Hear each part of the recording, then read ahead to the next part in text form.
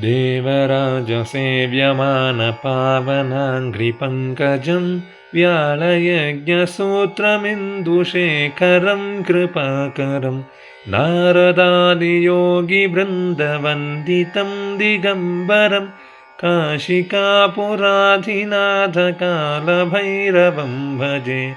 भानुकोटिभास्वरं भवाब्दितारकं परं नीलकण्ठमीप्सितार्थदायकं त्रिलोचनं कालकालमम्बुजाक्षमक्षशूलमक्षरं काशिकापुराधिनाथकालभैरवं भजे।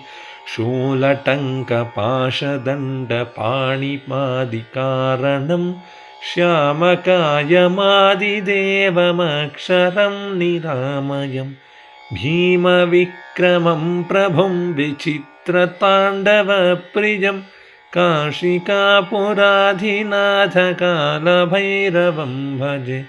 भुक्तिमुक्तिदायकं प्रशस्तचारुविग्रहं भक्तवत्सलं स्थिरं समस्तलोकविग्रहं निक्वणन्मनोज्ञहेमकिङ्किणीलसत्कटिं काशिकापुराधिनाथकालभैरवं भजे।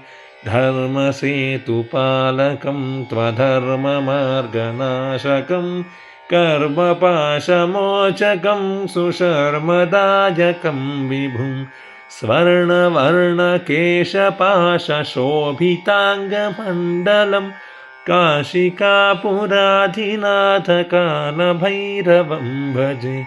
रत्नपादुकाप्रभाभिरामपादयुग्मगं नित्यमद्वितीयमीष्टदैवतं निरञ्जनं मृत्युदर्पणाशनं करालदंष्ट्रमोक्षणं काशिकापुराधिनाथकालभैरवं भजे।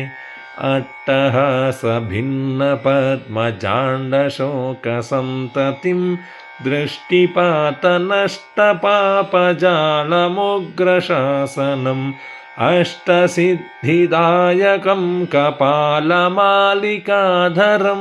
काशिकापुराधिनाथकालभैरवं भजे।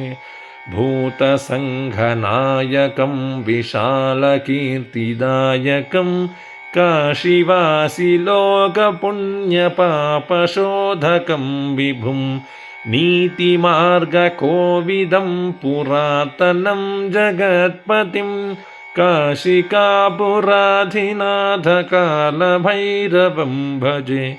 कालभैरवाष्टकं पठन्ति ये मनोहरं ज्ञानमुक्तिसाधकं विचित्रपुण्यवर्धनं शोकमोहलोभदैन्यकोपतापनाशनं ते प्रयान्ति कालभैरवाङ्घ्रिसन्निधिं ध्रुवं ते प्रयान्ति कालभैरवाङ्घ्रिसन्निधिं ध्रुवम्।